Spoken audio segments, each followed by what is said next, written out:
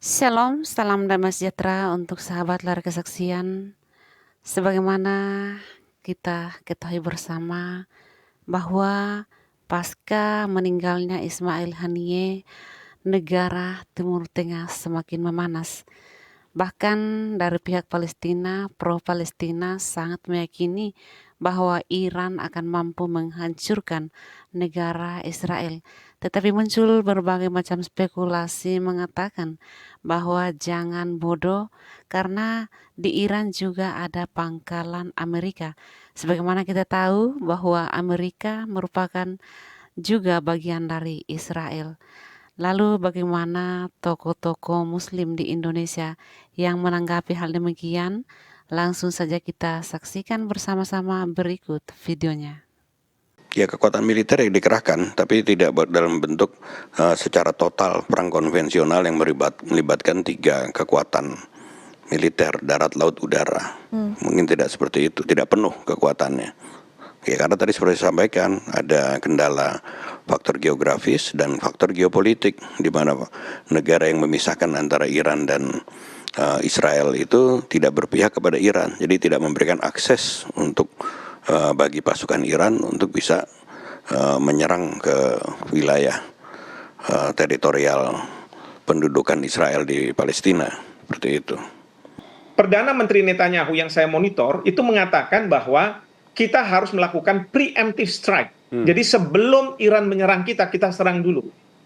Memang kalau misalnya kita sudah bicara tentang perang antar dua negara ini perang yang mungkin menggunakan peluru kendari, anti balistik. Dan dia tidak mencari orang.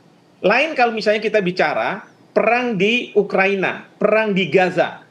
Karena apa? Kalau di sana pasukan darat itu menjadi penting. Karena apa? Dia harus mencari orang yang dituduh melakukan suatu agresi, lalu ditangkap. Misalnya Rusia mencari siapa? Zelensky. Israel sekarang mencari siapa? Petinggi-petinggi Hamas. Ya, tapi kalau sudah bicara terkait dengan perang terbuka, maka ini perang antar dua negara yang dia tidak pedulikan siapa yang memimpin dan lain sebagainya. Yang penting adalah bagaimana serangan-serangan dilakukan dan tangkisan-tangkisan dilakukan. Maka kapal-kapal Amerika Serikat, kapal induk, termasuk kapal induk yang sedang berlayar di Indonesia, sekarang diarahkan sudah ke Timur Tengah atas perintah dari Presiden Joe Biden. Jadi kekhawatiran seperti itu sudah sangat luar biasa. Ya, menurut saya bahwa Iran akan melakukan serangan, dan yang dikhawatirkan tidak hanya dua negara Iran dan Israel saja, tetapi akan menjadi perang terbuka, menjadi perang dunia, karena akan ada poros nantinya. Seperti ketika Perang Dunia Pertama kan seorang tokoh yang ditembak, lalu memunculkan kecurigaan, lalu kemudian ada yang melakukan serangan-serangan antar negara. Dan kemudian meletuslah Perang Dunia Pertama. Itu yang kita khawatirkan tentunya. Israel sendiri sangat khawatir bahwa ada pernyataan dari Blinken, pastilah Blinken mendapatkan informasi ini dari intelijen mereka yang mengatakan bahwa ini akan ada serangan dalam waktu hari Senin. Ya, jadi ini hari Indonesia, ini hari Senin kita. Tetapi kan mungkin kalau di Eropa, di Iran gitu ya, itu masih belum gitu ya. Nah, tetapi ini akan terjadi. Nah, ini yang terus kemudian makanya Perdana Menteri Netanyahu membuat rapat hari Minggu untuk mempertimbangkan preemptive strike tadi. Jadi mengantisipasi serangan dari Iran, maka menyerang duluan, begitu. Tentu akan ada serangan dari Iran. Serangan namun tidak akan menjadi perang konvensional sebagaimana yang terjadi pada Perang Dunia Kedua atau terjadi perang seperti perang Iran-Irak dulu, karena ada faktor terputusnya atau tidak adanya akses untuk menuju Israel dari pasukan Iran untuk mengerahkan kekuatan daratnya. Karena ada kendala geografis, ya ini ada wilayah, ya ini Yordania yang notabene masih berpihak kepada Israel dan juga merupakan bagian juga dari proksi Amerika Serikat, dan kemudian juga Qatar yang selama ini juga sangat kooperatif dan sangat memfasilitasi dari kepentingan Hamas dengan adanya kantor representasi. Qatar pun juga memiliki ada pangkalan Amerika Serikat di situ. Ya. Jadi andai kata Iran mau perang, dia akan berperang sendirian, begitu. Namun bukan berarti tidak akan terjadi yang namanya serangan militer. Serangan militer itu bisa terjadi dalam bentuk serangan misil, serangan kemudian juga menggunakan proksi milisi, menggunakan seperti kelompok Houthi Yaman, bisa menggunakan kelompok Hizbullah di Lebanon Selatan, dan juga tentunya dari kelompok Mujahid Perlawanan Hamas dari wilayah Palestina. Itu tetap akan terjadi. Namun apalagi dengan adanya pengarahan dari Amerika Serikat ke wilayah Timur Tengah, kondisinya berbeda, tidak sama dengan seperti masa Perang Dingin. Ya. Masa Perang Dingin, Amerika Serikat mengarahkan ke satu wilayah, Uni Soviet juga akan mengarahkan kekuatan militernya juga. Pada saat ini Rusia itu tidak sebesar seperti Uni Soviet. Cina pun juga posisinya malah mencoba untuk mendamaikan antara kedua belah pihak sebelumnya, sebelum terjadi pembunuhan terhadap Mujahid Ismail Haniyeh. Ya, itu posisi Cina sendiri berusaha untuk mendamaikan. Nah, sekarang dalam posisi seperti ini, kita juga belum melihat. Kecaman memang iya, tapi apakah akan berpihak untuk berperang bersama-sama dengan Iran atau tidak? Apakah Rusia akan berperang bersama-sama dengan Iran atau tidak? Itu menurut saya masih jauh itu untuk arah sana. Ya, jadi begini, yang penting di sini bahwa Israel berkepentingan untuk terjadinya perang dengan Iran untuk mengalihkan perhatian dunia terhadap masalah Gaza. Ini yang menjadi tujuan dari Netanyahu. Nah, mengenai apakah perang ini akan meluas atau tidak, itu bergantung kepada Amerika Serikat dan Israel. Preemptive strike atau serangan pencegahan atau melakukan serangan duluan kepada Iran, bagi saya itu justru berbahaya bagi Israel, karena terutama Iran akan mendapat alasan yang lebih kuat untuk mengerahkan semua kekuatan. Nah, yang kedua, apakah Amerika Serikat yang telah mengerahkan kekuatan militernya ke dekat Iran, yang dikatakan bahwa ini hanya bersifat pasif. Artinya Amerika Serikat tidak akan ikut bersama Israel menyerang Iran, tetapi akan menghalangi rudal-rudal Iran yang akan jatuh ke Israel. Tetapi kalau terpaksa, kita tidak tahu serangan seperti apa yang dipersiapkan Iran dan proksinya. Kita tidak bisa meremehkan Hizbullah di Lebanon. Hizbullah itu memiliki 150.000 misail atau rudal. Dan kita mesti ingat, dia juga mempunyai 100.000 pasukan. Jadi dia jauh lebih kuat daripada Hamas. Tahun 2006, ketika Israel berperang dengan Hizbullah di Lebanon, itu tidak ada pemenangnya. Saat ini Hizbullah jauh lebih kuat daripada Hizbullah di tahun 2006. Sehingga full scale war, perang skala penuh antara Israel dan Lebanon dan dibantu oleh Iran, itu bisa terjadi serangan daratnya itu. Terutama kalau Iran bisa menahan atau menyedot kekuatan Israel ke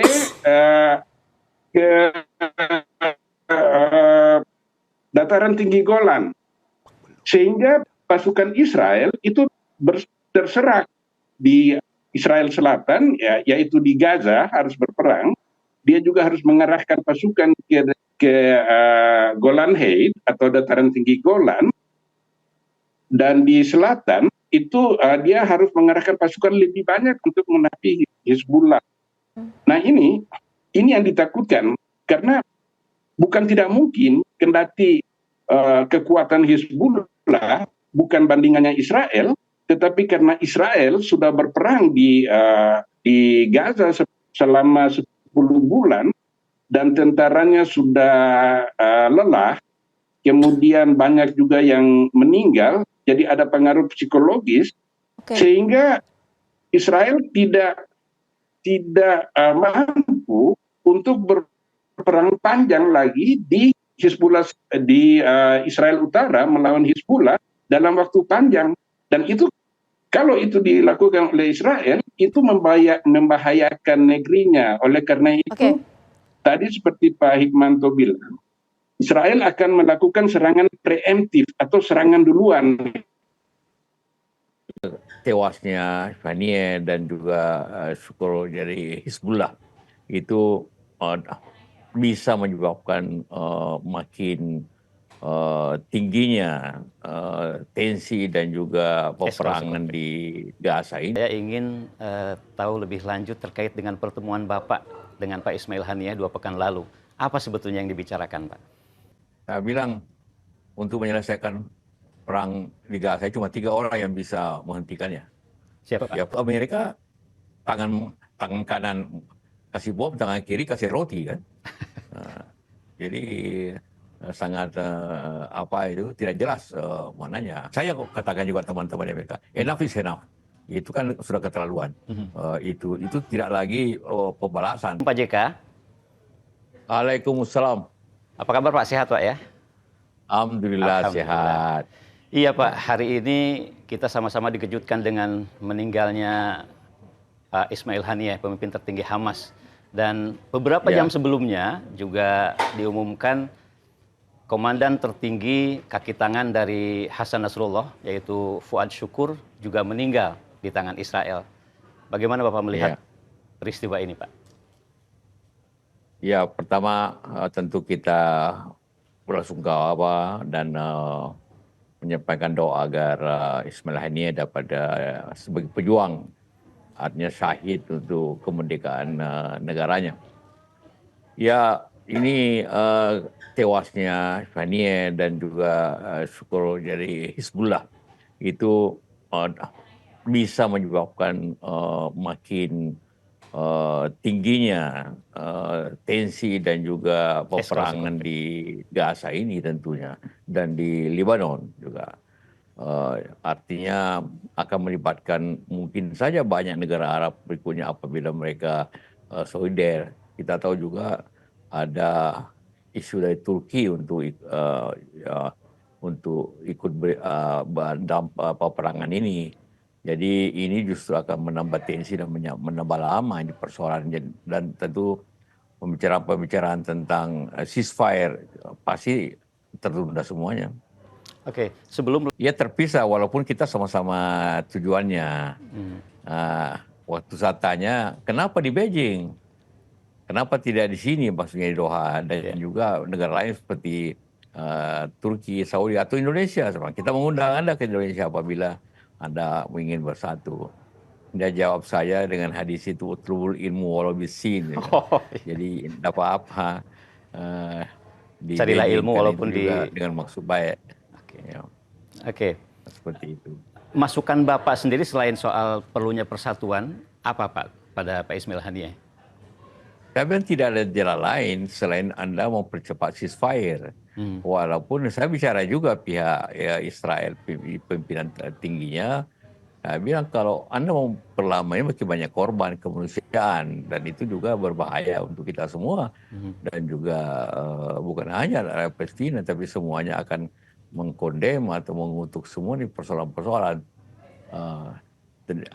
Dan itu katakan akan berlangsung. Dan waktu itu juga, waktu saya di Doha bersama-sama, memang ada pembicaraan di situ. Tapi seperti kita tahu semuanya gagal karena posisi antara Palestina dengan Israel terlalu jauh. Israel, Presiden minta ceasefire tetap permanen, tapi Israel hanya mau 2 bulan. Oke. Ya. Saya dengar dalam pertemuan itu Bapak juga menawarkan pada Pak Ismail Haniyeh untuk berkunjung ke Indonesia. Ya, saya bilang bahwa Indonesia juga bisa membantu tentunya, dan apabila ingin Anda berunding di Indonesia teknis, saya bisa bicarakan, dan dia setuju untuk itu. Jadi waktu saya kembali dan juga sempat ketemu Pak Jokowi, saya sampaikan itu, dan Jokowi setuju untuk ada pembicaraan di Indonesia. Walaupun ini sekarang pasti tidak terlaksana lagi akibat tewasnya Ismail Haniyeh ini. Oke, kita kembali ke soal peristiwa di Iran tadi, Pak ya. Saya melihat bahwa ini bukan pertama kalinya dan sepertinya Iran dalam versi saya ini dipermalukan gitu oleh Israel. Beberapa waktu lalu, meskipun belum jelas siapa pelakunya, Presiden Iran meninggal dalam crash helikopter yang diduga itu dikerjain gitu ya. Sebelumnya juga ada serangan ke konsulat di Damaskus, Suriah, konsulat Iran oleh Israel, yang kemudian terjadi serangan balik dari Iran yang tidak terlalu besar sebetulnya. Nah, apakah Bapak melihat seperti yang saya sampaikan tadi, Israel sedang mengerjai Iran yang selama ini menjadi musuh paling utama? Ya, pokoknya Israel itu menyerang semua musuh atau potensi musuh yang memperkuat Hamas kan. Kita tahu semua bantuan yang paling besar di antara negara-negara sekitar situ dari Iran. Ya, karena roket-roket yang dipakai juga di samping buatan sendiri. Di terowongan-terowongan di Gaza itu juga banyak yang menyampaikan bahwa itu juga bantuan dari Iran. Karena itu bagi Israel ini juga menyerang Hamas, juga menyerang negara-negara yang membantu apapun dengan Iran. Memang begitu sifat Israel selama ini, sangat keras, kejam, tapi juga mempunyai kekuatan yang memang sangat kuat di sisi seperti itu. Operasi-operasi intelijennya kan banyak terjadi, dan itu juga saya kira menyebabkan hal tersebut. Ya, walaupun semua mungkin sulit dibuktikan seperti helikopter itu, insiden itu. Ada mengatakan helikopternya itu saja terjadi cuaca tidak bagus.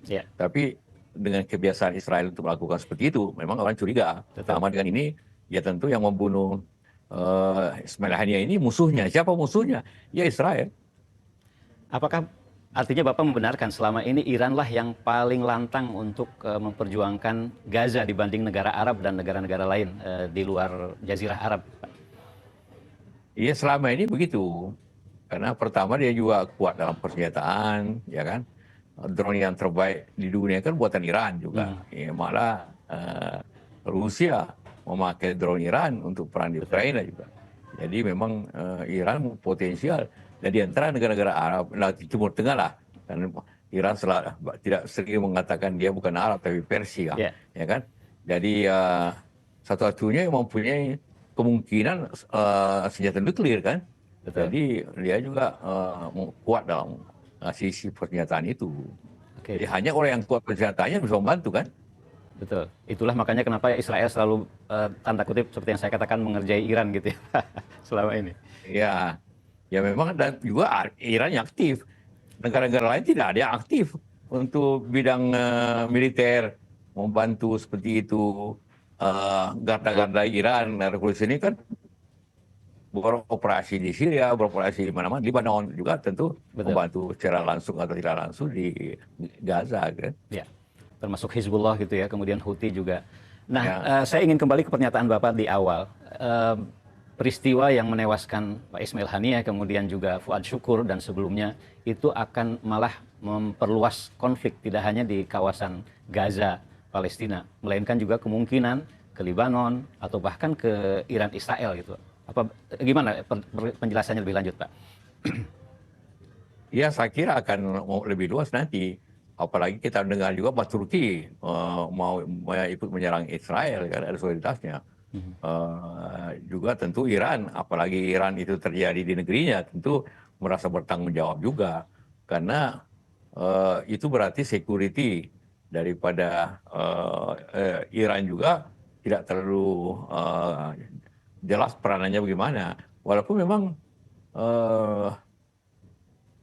Haniyeh itu selalu dikawal dengan bodyguard yang besar-besar badannya. Waktu saya berkunjung juga, para pengawal-pengawal itu selalu siap begitu di pintu di mana gitu. Tapi ya namanya juga serangan dengan operasi intelijen begitu, itu bisa mereka capai kan targetnya. Dalam kondisi seperti ini, Pak, apa yang harus dilakukan supaya upaya-upaya menuju ceasefire itu tetap berjalan? siapa ya di situ yang harus berperan? Apakah Amerika Serikat, Cina, atau bahkan Indonesia itu, Pak? Saya bilang untuk menyelesaikan perang di Gaza cuma 3 orang yang bisa menghentikannya. Siapa, Pak? Ya pertama Netanyahu tentu, Ya.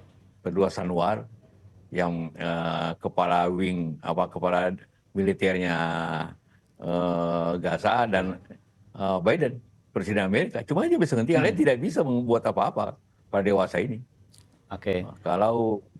Karena Biden itu Amerika tangan kanan kasih bom, tangan kiri kasih roti kan.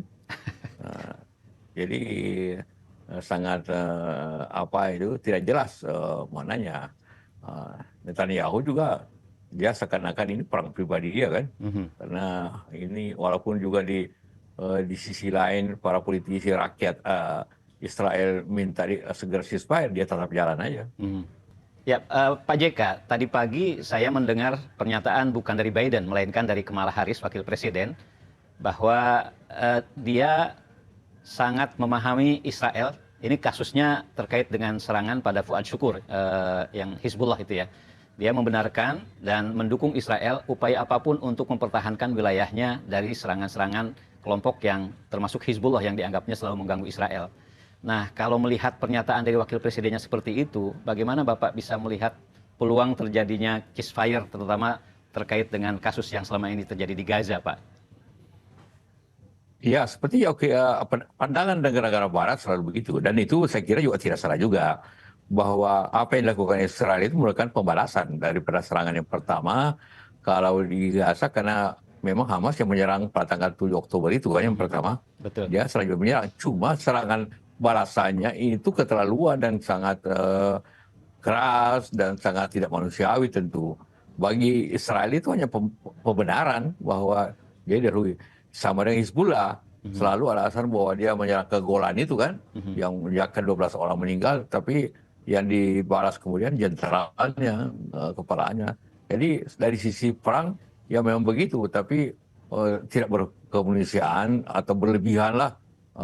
Mereka membalas dengan begitu banyak sivil yang tewas, anak-anak dan sebagainya, dan menghancurkan semua kediaman, rumah-rumah dan infrastruktur di Gaza itu. Jadi memang bisa memperluas ini masalah semuanya. Ya, artinya kalau menurut Bapak, kita hanya bergantung pada 3 pihak tadi, termasuk Amerika, dan Amerika masih sepertinya tetap mendukung Israel gitu ya.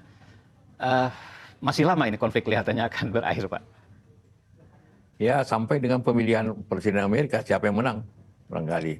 Karena bagi kita, dan saya katakan juga teman-teman Amerika, enough is enough. Itu kan sudah keterlaluan. Itu tidak lagi pembalasan, tapi ini juga sudah ingin genosida dan penghapusan suatu generasi di sana kan. Itu juga sangat berlebihan tentunya. Semua dunia itu menyadari seperti itu, bahwa itu sangat berlebihan, dan itu sifat Israel memang selalu begitu. Dampaknya di lain pihak, karena bantuan Amerika, dia bisa melaksanakan di situ. Karena semua bom-bom yang dijatuhkan kan, semua yang mengetahui bahwa itu dari Amerika kan. Ya. Nah, balik lagi, Bapak tadi bilang tergantung pada hasil pemilu. Nah, ada 2 kandidat kan Pak ya, yang sekarang Trump dan Kamala Harris kemungkinan dari Demokrat. Nah, Bapak melihat apakah kalau Trump menang akan ceasefire di Palestina? Ya, ceasefire, saya kira dua-duanya berjanji akan menghentikan perang itu. Maknanya ialah, ya sudah cukup lah, saya kira. Dia tetap berpihak ke Israel, tapi apa yang juga saya lihat di TV dan di media, selalu mengatakan, sudahlah, kita hentikan semuanya lah. Tapi Israel tujuannya berbeda. Tujuannya di Israel itu ingin menguasai seluruh wilayah itu dengan cara mengusir orang Presiden di Gaza itu ke Mesir, dan pihak yang di tepi barat dia mengusir ke Jordan kan masih 4 juta orang artinya ingin dipindahkan seperti itu, dan itu dengan cara menyerang dan menyulitkan kehidupan mereka. Mungkin karena itu mereka juga akan pindah seperti itu. Oke, baik Pak JK. Sambil menunggu itu kita melihat peran Indonesia, Pak. Ini konflik sudah 7 Agustus nanti itu 10 bulan. Dan kabar terakhir yang meninggal sudah 40.000 lebih. Luar biasa. Jadi apa yang bisa dilakukan oleh Indonesia, Pak, terkait dengan penghentian konflik ini? Ya, yang kita bisa lakukan memang mendukung PBB dan juga organisasi lainnya untuk mengadakan diplomasi yang keras dengan mendesak. Tapi orang seperti Netanyahu kelihatannya tidak menghiraukan seperti itu masalahnya. Jadi memang seluruh dunia, walaupun negara-negara barat juga kan minta agar itu dihentikan. Tapi bagi Israel itu karena lain tujuannya, artinya menguasai seluruh wilayah itu, maka ini karena secara apakah kita membantu secara kemanusiaan, tapi kan terbatas juga karena bukannya kita tidak sanggup membantu, tapi tidak bisa masuk akibat di Rafah ditutup dan sebagainya. Palmera pun, Palmera Indonesia itu memberi bantuan dari Mesir, tapi sampai sekarang tidak bisa masuk semuanya karena masih tertahan di Mesir itu. Jadi yang bisa dilakukan tidak banyak. Memang ya sampai berdoa tentu. Tiap masjid sampai sekarang masih kunut. Tapi ya kita tunggulah pikiran-pikiran yang jernih dari pihak yang berselisih itu. Bapak sudah ketemu dengan Pak Ismail Haniyeh, kemudian juga Mahmud Abbas gitu ya. Apakah ada upaya untuk bertemu juga dengan misalkan Benyamin Netanyahu atau pihak Israel, Pak, untuk berbicara terkait dengan upaya perdamaian ini? Kami bicara dengan orang keduanya waktu saya di Doha untuk mengatakan kenapa Anda tidak mau memberikan kesempatan kita membantu Gaza. Ya, saya bicara kemanusiaan sebagai ketua PMI waktu itu. Dan ketua saya bicara karena memang saya dikasih tahu ini yang bertanggung jawab. Saya bicara dengan baik, kita bicara, ya nanti kita usahakan untuk bantuan masuk, dan saya bilang bagaimana kapan Anda berhenti untuk menyerang itu. Ya ini adalah kebijakan pemerintah, walaupun dia juga orang pemerintah seperti itu. Dan ya mudah-mudahan mereka dengan kasus ini pembunuhan kepada Ismail Haniyeh itu juga mungkin saja akan, ya ada kemungkinan makin keraskah atau bikin bahwa sudah selesai. Karena sekarang kita lihat Israel itu kan targetnya pemimpin-pemimpin, karena sudah dihabisin rakyat yang anak-anak, dan orang-orang sipil, maka dia kelihatannya membalasnya ke pemimpin-pemimpin ya, seperti tadi itu Haniyeh di Lebanon, di Iran sendiri. Jadi masuk kepada operasi intelijennya yang kuat memang mereka. Apakah Bapak melihat dengan meninggalnya para pemimpin itu, termasuk pemimpin dari Hamas, akan mengendurkan semangat Hamas untuk melakukan perlawanan, Pak? Atau sebaliknya? Saya kira tidak. Mereka kan sudah habis-habisan. Karena yang keras sekarang juga memang Sinwar itu. Saya disampaikan oleh pihak Hamas juga, pihak Israel mengatakan itu, bahwa ya bisa benar saja memang Ismail ini ingin ceasefire, tapi Sinwar tidak. Ya, Sanwan itu pemimpin militernya yang beroperasi di terowongan-terowongan itu, dan itu kuat sekali, dan dia selalu berada di samping sandera itu. Jadi pihak Israel juga tidak berani untuk menyerang atau mengebom mereka. Jadi strateginya juga tentu punya cara untuk melindungi dirinya. Maksudnya Bapak ingin bilang bahwa Ismail Haniyeh juga tidak bisa mengendalikan seluruh operasi yang sekarang terjadi di lapangan gitu, Pak ya? Ya tidak mudah karena komunikasi tidak ada. Harus lewat kurir aja, karena seluruh komunikasi itu kan boleh dibilang sulit sekali. Apalagi mereka berada di bawah perang itu kan. Oke, dan baik. Semua komunikasi juga kalau ada pasti bisa diketahui oleh pihak Israel. Ya, baik Pak JK, saya ingin tahu lebih dalam terkait dengan peran PMI yang sudah dilakukan selama hampir 10 bulan konflik di Gaza ini. Apa yang sudah dilakukan oleh PMI? Ini kan siap apabila ada perdamaian untuk meyakinkan atau menjaga perdamaian itu berjalan dengan peacekeeping kan. Indonesia hanya bicara peacekeeping, tidak bisa katakanlah ingin ikut membantu Hamas atau Palestina, tidak mungkin, tidak. Pertama, kita terlalu jauh. Kedua, persenjataan kita juga tentu terbatas dibandingkan persenjataan pihak-pihak yang berperang di situ. Dan juga tentu berbeda lah keadaannya. Dan posisi Indonesia memang selalu kepada perdamaian. Jadi tentara yang disiapkan itu bukan untuk berperang, tapi untuk menjamin bahwa perang itu tidak berlangsung lagi. Sama yang dilakukan oleh peacekeeping kita yang ada di Libanon kan. Kalau dari sisi bantuan kemanusiaan, sudah berapa banyak memobilisasi ke sana, Pak? Ya sekarang kan pertama yang melakukan pemerintah sendiri, kemudian Basnas juga memanggil perintah, dan Palang Merah Indonesia. Cuma tiga lah, ada juga yang lain kayak yayasan-yayasan melakukan itu, tapi lebih banyak tiga ini. Juga kesehatan oleh ya Mercy itu dilakukan seperti itu. Oke, baik Pak. Terakhir kami Tapi ingin, itu ya, kita siap tapi susah masuk. berkali-kali memang kita siap membantu tapi susah masuk. Betul, termasuk tim SCTV mencoba untuk bareng dengan bantuan-bantuan yang mencoba masuk ke Gaza, ternyata sudah 2 kali memang mentok di Rafah saja, Pak. Tidak bisa masuk ke dalam. Iya. Ya, Ribuan truk ke situ. betul. Menunggu. Betul, Pak. Oke, terakhir Pak, saya ingin mendengarkan quotation dari Bapak terkait dengan harapan Bapak sesudah tewasnya Pak Ismail Haniyeh, kemudian Fuad Syukur, dan kemungkinan konflik akan merambah ke kawasan yang lebih luas. Tetapi Bapak punya harapan apa, Pak? Kira-kira? Ya pertama tentu kita mendoakan seluruh syahid yang tewas di Gaza itu, termasuk Ismail Haniyeh dan juga Syukur. Yang kedua kita harapkan bahwa bagi Israel enough is enough, cukuplah supaya kemanusiaan itu tetap dijalankan, dan juga pihak Amerika sendiri kita harapkan tegas untuk menghentikan, bahwa berpihak atau tidak itu urusan lain, tapi ini masalah kemanusiaan. Sudah cukuplah, sehingga kita dapat mencapai kedamaian untuk rakyat di sana. Karena setelah damai ada lagi masalah yang besar, rekonstruksi atau rehabilitasi dan semua rumah-rumah rakyat, infrastruktur, rumah sakit, sekolah-sekolah luar biasa, bahkan tempo bertahun-tahun itu baru bisa kembali normal. Nah kalau tidak begini, rakyat Palestina makin menderita. Ada 2 juta orang lebih ada di Gaza itu kan, yang mengungsi hampir semuanya, jadi berputar-putar.